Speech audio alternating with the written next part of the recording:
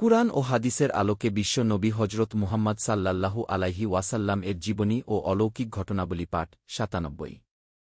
দেশে আরও ৪টি মাস চলাফেরা করে লও এবং জেনে রাখো যে তোমরা আল্লাহকে দুর্বল করতে পারবে না। আল্লাহ পাক অবশ্যই কাফেরদের লাঞ্ছিত করবেন। আল্লাহ ও তার নবীর পক্ষ হতে মানুষের প্রতি হজ্জের বড় দিনে সাধারণ ঘোষণা এই যে আল্লাহ মুশরিকদের সাথে সম্পর্কহীন, তার রাসূলও। সূরা তওবা আয়াত ১-৩।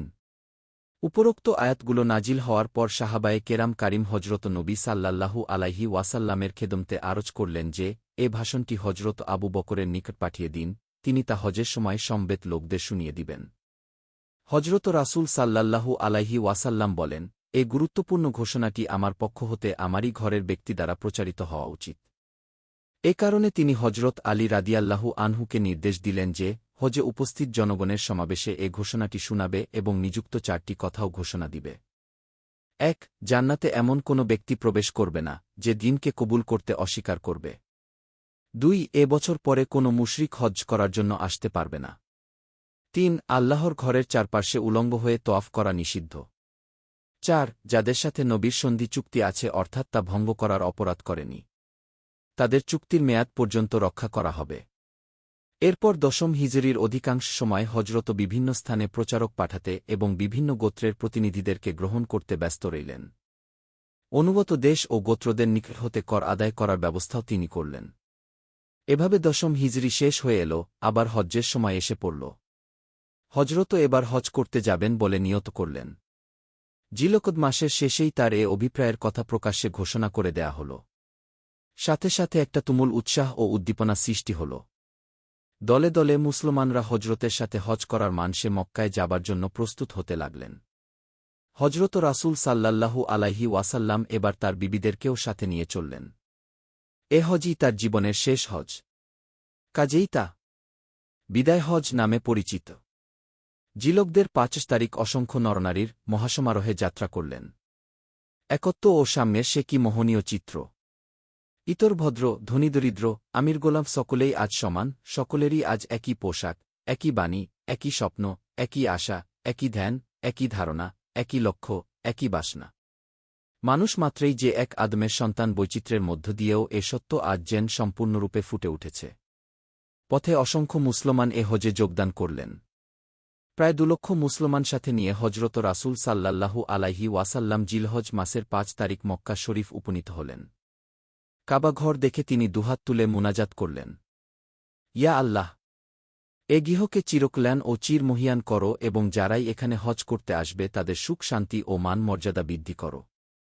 অতঃপর সাহাবীদেরকে নিয়ে ৭ বার কাবাঘর তওয়াফ করেন। এভাবে আনুষঙ্গিক কাজকর্ম করতে করতে হজের দিন এল। লক্ষ লক্ষ মুসলমানের লাব্বাইক ধ্বনিতে কাবা প্রাঙ্গণ মুখরিত হয়ে উঠল। এতদিন আল্লাহ ও তার দিন যেখানে নির্বাসিত হয়েছিল, আজ সেখানেই উঠছে আল্লাহর গুণগান, সেখানেই দেখছি মুসলমান, সেখানেই উড়ছে ইসলামের বিজয়ী নিশান। তাওয়াফ শেষ করে চললেন আরাফাতের দিকে। আরাফাতের ময়দানে উপস্থিত হয়ে বিশাল জনতার সম্মুখে যে ভাষণ দিয়েছিলেন, বিদায় হজের ভাষণ নামে তা বিশ্বখ্যাত। ভাষণ শেষে হজরত সাল্লাল্লাহু আলাইহি ওয়াসাল্লামের মুখমণ্ডল জ্যোতিদীপ্ত হয়ে উঠছিল। কণ্ঠস্বর ক্রমেই করুণ ও ভাবগম্ভীর হয়ে এল। মধ্য আকাশের দিকে মুখ তুলে তিনি বলতে লাগলেন, হে আল্লাহ! হে আমার মহান প্রভু! আমি কি তোমার বাণী পৌঁছে দিতে পারলাম? আমি কি আমার কর্তব্য সম্পাদন করতে পেরেছি? লক্ষ কণ্ঠে ধ্বনিত হল, নিশ্চয়, নিশ্চয়। তখন হজরত কাতর কণ্ঠে পুনরায় বলতে লাগলেন, হে আল্লাহ! সাক্ষী থাকো, এরা বলছে আমার কর্তব্য আমি পালন করেছি। ভাবের আতিশয্যে হজরত নীরব হয়ে রইলেন। জান্নাতের জ্যোতিতে তার মুখমণ্ডল উজ্জ্বল হয়ে উঠল। আর এ সময় কোরআনের শেষ আয়াত নাজিল হল।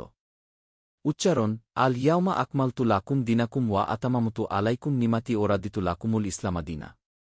অর্থ: আজ আমি তোমাদের দিনকে সম্পূর্ণ করলাম এবং তোমাদের উপর আমার নেয়ামত পরিপূর্ণ করে দিলাম আর ইসলামকেই তোমাদের দিন বলে মনোনীত করলাম। সূরা মায়েদা আয়াত ৩। হজরত ক্ষণকাল ধ্যানমগ্ন হয়ে রইলেন। বিশাল জনতা তখন নীরব। কিছুক্ষণ পরে তিনি নয়ন মেলে করুণ স্নেহ মাখা দৃষ্টিতে সেই জনসমুদ্রের প্রতি তাকিয়ে বললেন, বিদায় বন্ধুরা, বিদায়। এতে একটা অজানা বিয়োগ বেদনা সবাইর হৃদয়ে ছায়াপাত করে গেল। ৬ষ্ঠ অধ্যায়। মুনাফিকদের বিভিন্ন চরিত্রের বর্ণনা। উচ্চারণ ইন্নাল মুনাফিকবিনা ফিদ্দারকিল আসফালি মিনান্নারি। অর্থ নিশ্চয় মুনাফিকগণ থাকবে জাহান্নামের সর্বনিম্ন স্তরে। পবিত্র কোরআনের বিভিন্ন স্থানে মুনাফিকদের অসংখ্য স্বভাবচরিত্র এবং আল্লাহ ও মহানবী হজরত মুহাম্মদ সাল্লাল্লাহু আলাইহি ওয়াসাল্লাম বিরোধী অগণিত কর্মকাণ্ডের বিবরণ পেশ করা হয়েছে। আমরা এখানে সূরা আত-তওবায় তবুক যুদ্ধ সংক্রান্ত আলোচনা প্রসঙ্গে মুনাফিকদের কতিপয় স্বভাবচরিত্র বর্ণনা করছি।